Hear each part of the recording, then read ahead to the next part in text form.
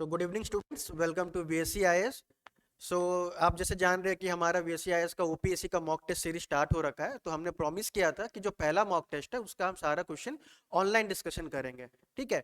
तो मैं क्या आज करूंगा, आप लोगों के साथ इकोनॉमिक्स का क्वेश्चन डिस्कस करेंगे। इसका आपको पार्ट वाइज वीडियो मिल जाएगा ऑफ द रिमेनिंग सब्जेक्ट्स का। जैसे इकोनॉमिक्स का आज मैं कर रहा हूँ, हिस्ट्री का भी मिल जाएगा आपको, ज्योग्राफी का, पॉलिटी का, इस तरह से आपको मिल जाएगा क्वेश्चन। ठीक है।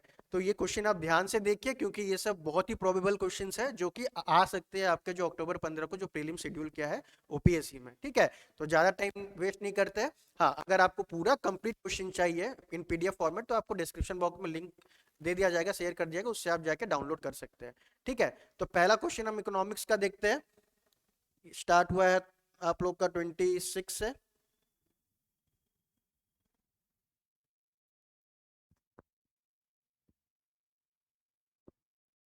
ठीक है, देखो पहला क्वेश्चन अगर आप देख पा रहे हो, which of the following is correctly matched। ठीक है, which of the following correctly matched। पहला है money market, long term financial market, capital market है शॉर्ट टर्म फाइनेंशियल मार्केट, फिर money market the prime regulator is RBI and capital market is prime regulator of SBI. तो ये money market capital market क्या होता है थोड़ा बता देता हूँ इसके बारे में। मनी मार्केट क्या होता है कि जो भी ट्रांजेक्शन होता है, financial transaction between a lender and borrower, it happens for a short period of time, एक साल के अंदर तक। ठीक है। लेंडर पैसा देते हैं बोरोअर को, या बोरोअर को लौटाना पड़ता है विद इन 1 ईयर टाइम। अगर वो ट्रांजेक्शन अगर एक साल के अंदर हो रहा है तो हम बोलेंगे money market. Plus money market को रेगुलेट कौन करता है? प्राइम रेगुलेटर इसका होता है RBI, reserve Bank of India. जो हमारा सेंट्रल बैंक हो, तुम्हारा प्राइम रेगुलेटर होता है मनी मार्केट का। कैपिटल मार्केट किसका ऑपोजिट होगा? कैपिटल मार्केट क्या होता है? जो भी तुम्हारा ट्रांजेक्शन होता है, ठीक है, लेंडर और बोरोर के बीच में, वो एक साल से ज्यादा पीरियड के लिए होता है। अगर तुम्हें ज्यादा बोरोर को हेवी अमाउंट ऑफ मनी चाहिए होता है लेंडर से, तो वो आप लोग का किस में आ जाएगा? वो कैपिटल मार्केट में आ जाएगा। और जो भी इस कैपिटल मार्केट में जो भी ट्रांजेक्शन होता है उसको कौन रेगुलेट करता है? उसको रेगुलेट करेगा SEBI, security and exchange board of India. ठीक है। तो पहला देखिए, ये कि जो पेयर है मनी मार्केट, लॉन्ग टर्म नहीं, लॉन्ग टर्म फाइनेंशियल मार्केट तो कैपिटल मार्केट होगा। कैपिटल मार्केट शॉर्ट टर्म नहीं, ये एक्सचेंज करके दिया गया है। थर्ड क्या है? Money market the prime regulator is RBI, this is correct. Money market का जो प्राइम रेगुलेटर आरबीआई होगा। कैपिटल मार्केट का कौन है? The prime regulator of capital market is SEBI. तो this is also correct. So option 3 इस क्वेश्चन का सही जवाब होगा, 3 एंड 4। फिर नेक्स्ट क्वेश्चन करते हैं। नेक्स्ट नेक्स्ट क्वेश्चन देखिए क्या है। 5 ईयर प्लान पे बहुत उम्दा क्वेश्चन है। ये 5 ईयर प्लान पे आप देखोगे, अगर लास्ट 8 साल के क्वेश्चन अगर उठाओगे आप लोग ओपीएससी का, तो 5 ईयर प्लान से लगभग सारा 5 ईयर प्लान उन्होंने कवर कर रखा है। ठीक है। तो बहुत इंपॉर्टेंट टॉपिक है आपका ये ओपीएससी के लिए। तो इसमें पूछा है which 5 year plan was based on Harrod Domar model. ठीक है। कौन सा 5 ईयर प्लान जो कि हेरोड डोरर मॉडल पे बेस्ड है? तो इसका आंसर जो है वो फर्स्ट 5 ईयर प्लान है। ठीक है। First 5 year plan is based on Herod model. Second 5 year plan जो बेस्ड है, ये तुम्हारे बहुत बार पूछा गया, ये पीसी महालानोबिस, महालानोबिस मॉडल पे बेस्ड है। ठीक है। ये पूछा गया था बहुत, ओपीएससी में भी पूछे, यूपीएससी में पूछते। तो महालोबिनिस मॉडल जैसे तुम्हारा हेवी इंडस्ट्री जो जवाहरलाल नेहरू, इसी महालोबिनिस मॉडल में ये सेकेंड 5 ईयर प्लान में उन्होंने रखा था। तो इस हिसाब से क्या करना, सारे जो 5 ईयर प्लान है, 12 5 ईयर प्लान अभी तक हो रखे हैं 2017 तक। अरे 5 ईयर प्लान में कौन कौन सा मेजर्स उन्होंने लिया है वो आपको ध्यान रखना है OPSC civil service pre examination के लिए। ठीक है। एक और जैसे 5 ईयर क्वेश्चन हमने कर बना रखा है यहाँ पे, देखो यहाँ पे जो आप देखेंगे, इन विच ईयर, ठीक है, in which year, in which of the following 5 year plan was the main slogan towards faster and more inclusive growth use. ठीक है। तो ये एक वर्ड है तुम्हारा faster and more inclusive growth. तो ये क्या है? 11th 5 ईयर प्लान में हमारा ये इंक्लूड किया गया था। ठीक है। Faster and more inclusive growth. 12th में क्या हो गया था? सेम रहेगा, faster more inclusive growth, but 12th 5 year plan में आप एक एडिशनल ऐड करना होगा आपको, सस्टेनेबल डेवलपमेंट। ठीक है। 12th 5 ईयर प्लान में एक एडिशनल डेवलपमेंट एडिशन हुआ था तुम्हारा गोल का, वो था तुम्हारा सस्टेनेबल डेवलपमेंट। ठीक है। तो ये कंफ्यूजन थोड़ा रहता है, तो इसको बहुत अच्छे से ध्यान में रखना है। अगर fast and more inclusive growth दिया रहेगा 11 5 ईयर चूज करेंगे। अगर इसके साथ fast and more inclusive sustainable word दिया रहेगा तो 12th 5 ईयर प्लान होगा, जो कि हमारा लास्ट 5 ईयर प्लान था, 2017 में खत्म हुआ था। ठीक है। फिर नेक्स्ट क्वेश्चन जाएंगे हम। नेक्स्ट क्वेश्चन जाते हैं, विच of the following tax is not included in GST. ठीक है। कौन सा टैक्स इसमें बोला गया है कि जीएसटी में इंक्लूड नहीं किया गया है? ये सब बहुत इंपॉर्टेंट वर्ड है, नॉट। बच्चे लोग क्या करते हैं कि ये क्वेश्चन हड़बड़ी में देख के हाँ आया रहेगा, नॉट पूछा रहता है, बट लोग नॉट देखते ही नहीं और गलत आंसर मार के आ जाते हैं, ठीक है। तो बहुत अच्छे से देखना है क्वेश्चन कि नॉट करेक्ट पूछा है या करेक्ट पूछा है। तो पहला देखो लिखा हुआ है which of the following not included, कौन सा इंक्लूड नहीं है। एक्साइज ड्यूटी ये जा रखा है जीएसटी में, this has been included in GST. Custom duty ये नहीं गया है। Service tax obviously service tax, tax ये तीनों जो है वो जीएसटी में घुस रखा, सब्ज्यूम हो गया, ठीक है, under one nation one tax जब जीएसटी इंट्रोड्यूस हुआ था। तो ये जो बहुत सारे tax, excise duty, value added tax, service tax, octroi tax, entertainment tax, ये सब जीएसटी के अंदर घुस रखा है। बट कस्टम ड्यूटी अभी तक नहीं सब्ज्यूम हुआ, ठीक है। कस्टम ड्यूटी हम अलग से लगाते हैं, ये जीएसटी में आपका इंक्लूड नहीं है, ठीक है।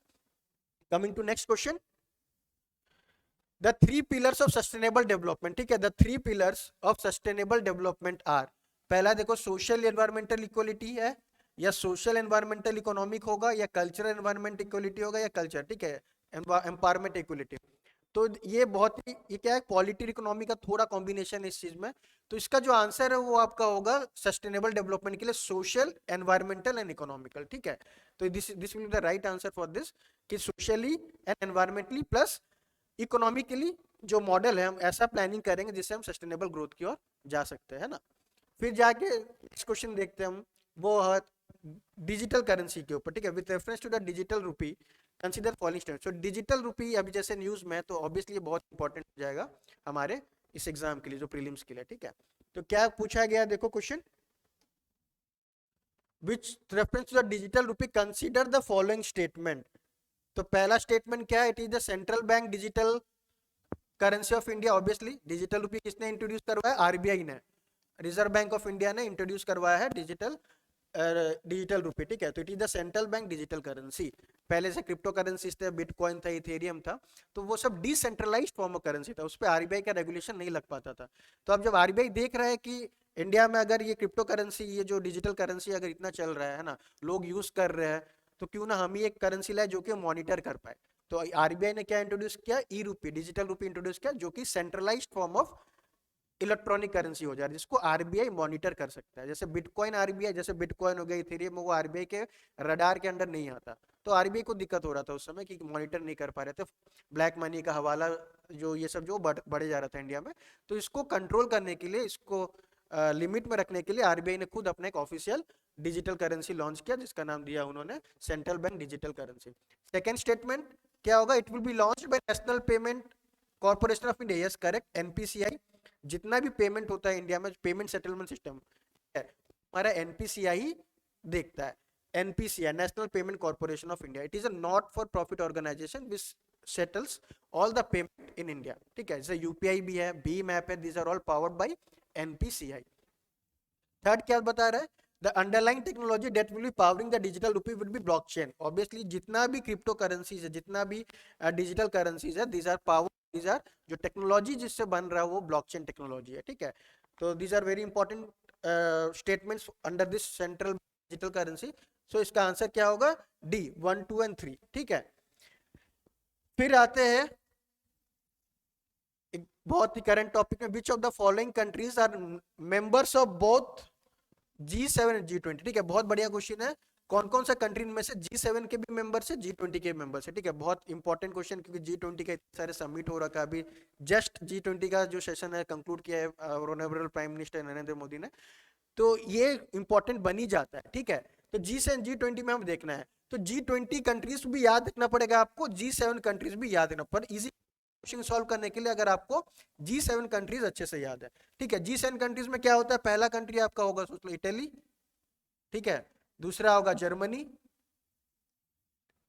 तीसरा है आपका जापान, फोर्थ है यूएस, फिफ्थ है यूके, सिक्स है कनाडा, सेवेंथ है आपका फ्रांस, ठीक है। G7 तो याद रख पाएंगे इटली, तो G7 को याद रखें, हम ये क्वेश्चन सॉल्व करेंगे, भले आप G20 में मत रखिए।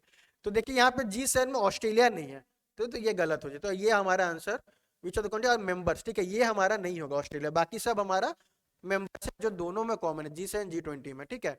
तो आंसर विल बी 2, 3 एंड 4, ठीक है, 2, 3 and 4, Canada, France and Germany. अब प्लस G20 में अभी क्या एक नया रिसेंट कंट्री ऐड हो गया, रिसेंट कंट्री तो नहीं बोलूंगा, एक यूनियन ऐड हो गया, जो कि अफ्रीकन यूनियन, ठीक है। G20 में रिसेंटली इस बार जो समिट में ऐड हुआ तुम्हारा अफ्रीकन यूनियन ऐड हो गया, ठीक है। तो अभी तक इनको G20 बुलाया जा रहा है, G21 तो अभी नहीं कहा जा रहा, बट अगर क्वेश्चन आता है which of the union has been added to G20, तो उसका आंसर होगा अफ्रीकन यूनियन, ठीक है बच्चों। नेक्स्ट क्वेश्चन पे आते हैं। नेक्स्ट क्वेश्चन आते हैं, ये बहुत ही कंसेप्चुअल क्वेश्चन है, ठीक है। इस टाइप से क्वेश्चन यूपीएससी हमेशा बार बार पूछते रहता है एवरी ईयर में, ठीक है। तो इसको अच्छे से ध्यान देके सुनो। If the RBI decides to reduce the money supply in the economy, which of the following it will not do? RBI को अगर इकोनॉमी में जो मनी सप्लाई कंट्रोल करना है, ठीक है, जो money supply in the economy reduce करना है, मतलब मनी करना है, विड्रॉ करना है इकोनॉमी से, तो कौन इनमें से जो स्टेप्स दिया गया है 1 2 3, आरबीआई कौन सा स्टेप नहीं करेगा पूछा है, ठीक है। करेगा नहीं पूछा, कौन सा स्टेप नहीं करेगा। देखो पहला क्या पूछा है, reduce the marginal standing facility rate, MSF rate कम करेगा, ठीक है। दूसरा क्या है, it will sell government security. तीसरा बोला गया है increase the repo rate and reverse repo rate, ठीक है। तो पहला में करते हैं reduce the marginal standing facility. तो मार्जिनल स्टैंडिंग फैसिलिटी क्या था कि ये आरबीआई और बैंक क्या कर सकता है, under this facility marginal standing facility overnight borrow करता है आरबीआई से पैसा। अगर मार्जिनल फैसिलिटी जो रेट, जो इंटरेस्ट रेट जो चार्ज करता है आरबीआई बैंक को जो पैसा देने में, अगर वो इंटरेस्ट रेट कम कर देगा आरबीआई, तो बैंक तो बहुत ज्यादा फायदा उठाएंगे इस चीज का और ज्यादा पैसा आरबीआई से बोरो करेंगे, तो इसमें तो मार्केट में ज्यादा पैसा आएगा, ठीक है। तो ये नहीं करेगा आरबीआई। आरबीआई को अगर मनी सप्लाई कम करना है तो ये रेट्स को बढ़ाना होगा ताकि बैंक लोग डिसइंसेंटाइज हो, ठीक है, उनको मतलब डिस्करेज हो कि वो लोग जाके मनी बोरो नहीं कर पाए अगर इंटरेस्ट रेट बहुत ज्यादा होगा। सेकंड देखो क्या है, it will sell government security. अगर आरबीआई गवर्नमेंट सिक्योरिटी सेल कर रहा है, ठीक है, तो क्या कर रहा है वो मार्केट से पैसा लेगा। सेल कर रहा मतलब लोग क्या खरीदेंगे, लोग खरीदेंगे मतलब लोग पैसा दे रहे हैं आरबीआई को, तो ये तुम्हारा आरबीआई स्टेप कर लेगा। This step will be taken by RBI to reduce money supply. RBI के पास जो गवर्नमेंट सिक्योरिटी और लोगों को बेचेगा, लोग क्या करेंगे, उसको सिक्योरिटी के बदले क्या पैसा दे के आरबीआई से खरीदेंगे, तो पैसा आरबीआई के पास जा रहा है, मार्केट से पैसा आरबीआई को आ रहा है, तो hence this RBI will do, sell करेगा ना कि बाय करेगा, ठीक है। थर्ड क्या, increase the repo rate and reverse repo rate. Obviously repo rate का क्या कंसेप्ट था कि this is the rate at which RBI lends money to the commercial schedule commercial bank. अगर ये रेट बढ़ जाता है तो शेड्यूल कमर्शियल बैंक जैसे हमारा एचडीएफसी हुआ, आईसीआईसीआई बैंक हुआ, पीएनबी, उनको महंगा पड़ेगा आरबीआई से पैसा लेने में।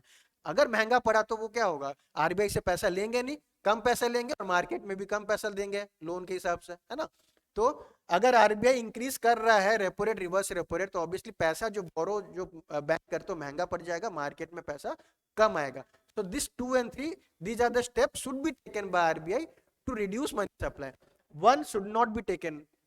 This जो स्टेप नंबर 1 है वो आरबीआई को नहीं लेना चाहिए अगर मार्केट में मनी सप्लाई रिड्यूस करने की। 1 अगर लेता है, रिड्यूस करता है अगर तुम्हारा मार्जिनल स्टैंडिंग फैसिलिटी रेट, तो मार्केट में पैसा और बढ़ेगा, घटेगा नहीं, ठीक है। तो इसका आंसर क्या, 1 only. Coming to next question,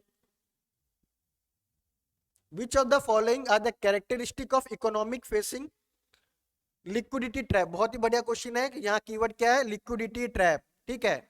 liquidity trap मतलब ऐसा सोच सकते हो आप लोग कि पैसा मार्केट में फंस गया, मतलब पैसा लोग क्या कर रहे, घर में रख रहे, मार्केट में खर्च नहीं कर रहे, ठीक है। लिक्विडिटी ट्रैप हुई है, घर में ट्रैप मतलब क्या, फंदा, फंस गया पैसा मार्केट में। जब पैसा नहीं जा रहा है, अगर मार्केट में लोग पैसा इन्वेस्ट नहीं करेंगे, खर्चे नहीं करेंगे, तो इकोनॉमिक ग्रोथ कैसे होगा, उस कंडीशन को हम बोलेंगे लिक्विडिटी ट्रैप।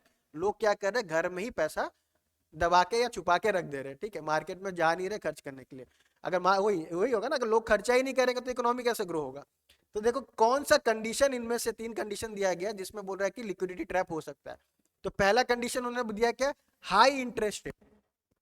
अगर इसको ऐसे करके समझ सकते हैं आप, अगर इकोनॉमी में हाई इंटरेस्ट रेट चल रहा है, जैसे बैंक वाले, अगर आप पैसा बैंक में जाके डिपॉजिट कर रहे हो, आपको बैंक वाला बहुत ज्यादा सेविंग इंटरेस्ट रेट दे रहा है, ठीक है, जैसे अभी 4% चल रहा है नॉर्मल बैंक में, तो आप बैंक जाओगे, आपको 10% अगर बैंक इंटरेस्ट दिया आपके सेविंग अकाउंट पे, तो आप क्या करोगे, घर में थोड़ी पैसा रखोगे, आप तो बैंक जाओगे खुशी खुशी बैंक को देने के लिए पैसा। तो इससे आप पैसा घर से निकाल रहे हो, बैंक में जाके दे रहे हो, फिर बैंक उसको लोन में देगा या किसी इन्वेस्ट करेगा, ठीक है। तो अगर हाई इंटरेस्ट रेट कोई इकोनॉमी में रहता है तो लिक्विडिटी ट्रैप नहीं होगा, लिक्विडिटी ट्रैप नहीं होगा, बल्कि लिक्विडिटी बढ़ाएगा, लोग खुशी खुशी बैंक जाएंगे पैसा देने के लिए, ठीक है। तो ये कंडीशन नहीं है तुम्हारा लिक्विडिटी ट्रैप का। सेकेंड, लो saving rate.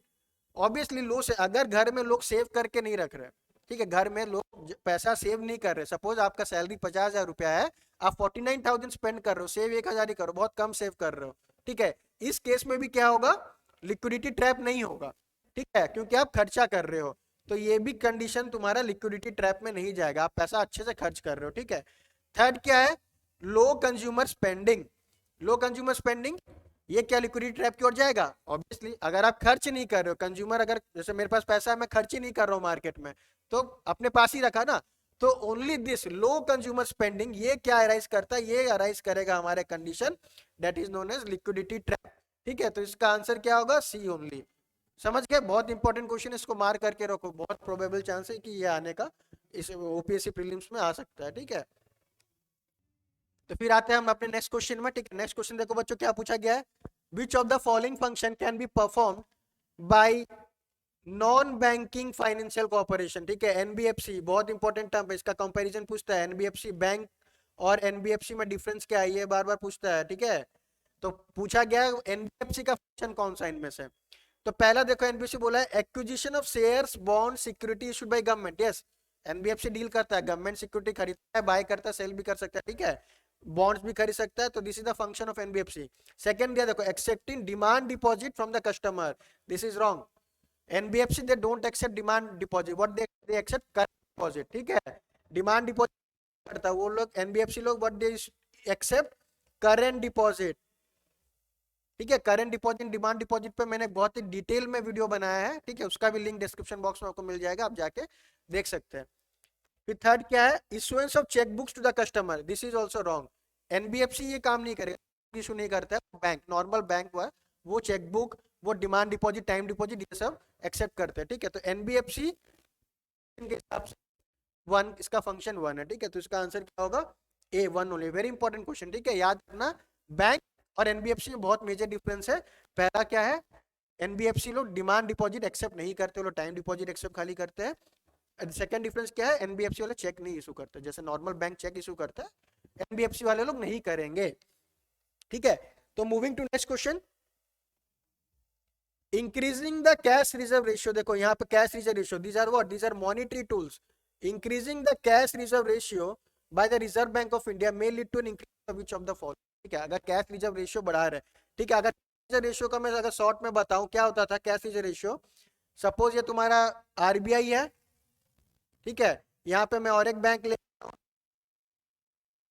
Under cash reserve ratio क्या होता है, एसबीआई को certain percentage of money reserve रखना पड़ता है आरबीआई के अंदर इन फॉर्म ऑफ कैश। ठीक है, सपोज एसबीआई का अगर net time and demand liability 100 crore रुपया, सपोज एसबीआई का अगर 100 करोड़ रुपया नेट टाइम डिमांड लाइबिलिटी है, तो जो 4% के हिसाब से 4 करोड़ रुपया आरबीआई के अंदर रखेगा एज अ रिजर्व, यूज नहीं कर सकता। ठीक है, ये 4 करोड़ किस फॉर्म में होना चाहिए, कैश के फॉर्म में होना चाहिए। तो क्वेश्चन क्या है, पूछा क्या है, अगर ये कैश रिजर्व रेशियो अगर बढ़ा देता है आरबीआई, तो कौन सा इफेक्ट होगा इकोनॉमी में। ठीक है, it will may lead to an increase in which of the following. पहला स्टेटमेंट देखो, increase in the number of loans disbursed. अगर आरबीआई बोलता है एसबीआई को कि भाई आप 4 करोड़ पहले रखते थे, आप तुम 10 करोड़ रुपया रखो मेरे पास, अगर कैश रिजर्व रेशियो बढ़ा देता फॉर एग्जांपल, तो क्या increase in the number of loan disbursed, अब बैंक क्या, ये एसबीआई जो लोग यहाँ पे नीचे है लोन लेने आते हैं एसबीआई से, क्या बैंक ज्यादा लोन देगा? नहीं, क्योंकि अब एसबीआई को खुद ज्यादा पैसा बैंक में रखने पड़ रहा है। जैसे पहले केस में 4 करोड़ रखता था और 90 के पास होता था लोगों को देने के लिए।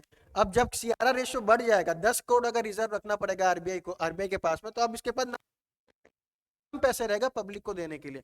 तो ये कंडीशन नहीं होगा, increase in the number of loan, कम जाएगा, बैंक कम लोन देंगे लोगों को, प्लस ज्यादा रेट ऑफ इंटरेस्ट बैंक लोगों को लोन देने में। सेकंड क्या बोला, high interest earning on CRR by the bank. ये बात याद रखना, जो सीआरआर, जो ये पैसा जो बैंक आरबीआई में जो रिजर्व रखता है, ठीक है, 4 करोड़ हुआ, 4% या 10 पर जो भी है, आरबीआई को बदले में इंटरेस्ट नहीं देता है। ठीक है, तो CRR do not give any interest to the bank. हालांकि पैसा आरबीआई के पास रिजर्व में रखा हुआ, बस आइडियल मनी है वो, कुछ भी आरबीआई उसको इंटरेस्ट नहीं देता, तो इंटरेस्ट नहीं रहेगा। Second will also wrong. Increase in the lending rate by the banks, this is correct. अब क्या है, देखो बैंक के पास 90 करोड़ ही है, अगर सीआरआर सब कुछ बढ़ा दिया तो बैंक क्या करेगा ना, अब कम पैसा है, ज्यादा लोग है, तो रेट जो है बैंक जो लोन देगा पब्लिक को, बहुत ही हाई रेट ऑफ इंटरेस्ट में लोन देगा। तो थर्ड स्टेटमेंट करेक्ट होगा, increase in the lending bank, this is correct, B only, will be the answer. ठीक है. Coming to next question 37.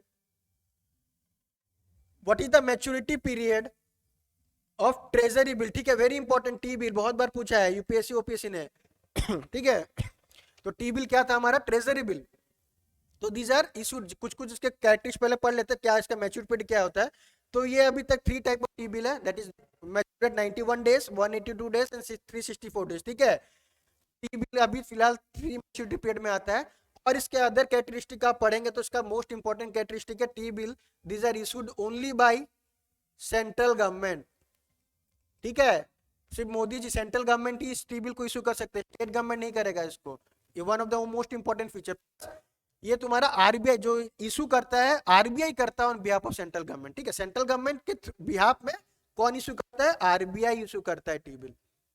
ठीक है. तो दो इंपॉर्टेंट बात याद रखना, it is only issued by central government, है ना. आरबीआई इशू करता है on behalf of central government. अगर क्वेश्चन ऐसा आएगा कि both central government state government issue T bill, ये गलत हो जाएगा. ठीक है. Only central government will issue T bill, जिसका मैच्योरिटी 3 टाइप का टी बिल है. 91 डेज टी बिल मैच्योरिटी वाला, 182 डेज वाला टी बिल होता है, और ये 364 वाले डेज वाला टी बिल होता है. ठीक है. और क्या पूछ सकता है आपको? टी बिल जो है ये मनी मार्केट का इंस्ट्रूमेंट है या कैपिटल मार्केट का इंस्ट्रूमेंट है. ठीक है. तो मनी मार्केट, अब जो पहला क्वेश्चन मैंने डिस्कस किया था, मनी मार्केट क्या था? जो ट्रांजेक्शन 1 साल के अंदर हो रहा है. देखो टी बिल का जो मैक्सिमम मैच्योरिटी पीरियड क्या है? 364 डेज. तो जो भी ट्रांजेक्शन, जो लेन देन होता है 1 साल के अंदर, 1 ईयर के अंदर होता है, वो मनी मार्केट इंस्ट्रूमेंट में जाएगा. तो टी बिल जो है it is an important instrument of money market. ठीक है. कैपिटल मार्केट का ये इंस्ट्रूमेंट नहीं है. Coming to next question. ये तो लास्ट ईयर यूपीएससी भी पूछा था इसको.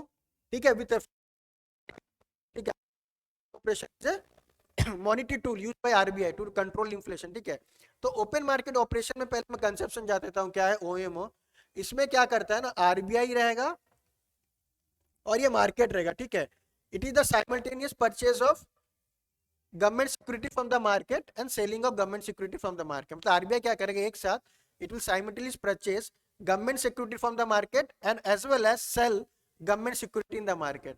मतलब आरबीआई बेचेगा भी गवर्नमेंट सिक्योरिटी एक हाथ से, और दूसरे हाथ से क्या करेगा, वो गवर्नमेंट सिक्योरिटी खरीदेगा भी लोगों से. साइमल्टेनियस एक्शन चल रहा है. ठीक है. तो पहला देखो, अगर यही कंसेप्ट है, अगर तुम क्वेश्चन देखोगे, it is a monetary policy tool which allows a bank to borrow through repurchase agreement. तो मॉनेटरी पॉलिसी टूल तो करेक्ट है, which allows a bank. Bank थोड़ी बोरो कर रहा है, इसमें बैंक नहीं है. आरबीआई तुम्हारा परचेस कर रहा है या सेल कर रहा है गवर्नमेंट सिक्योरिटी, बैंक का क्वेश्चन ही नहीं है. ठीक है. तो पहला स्टेटमेंट गलत है. सेकंड देखो, marginal standing facility is tool to conduct open market operation में.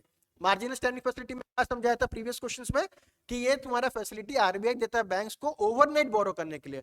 अगर बैंक को रातों रात पैसे की जरूरत है तो आरबीआई प्रोविजन दिया है, through this facility they can borrow overnight. ठीक है. तो ओपन मार्केट ऑपरेशन में यूज नहीं होता. तो इसका आंसर क्या होगा? Neither one. ठीक है.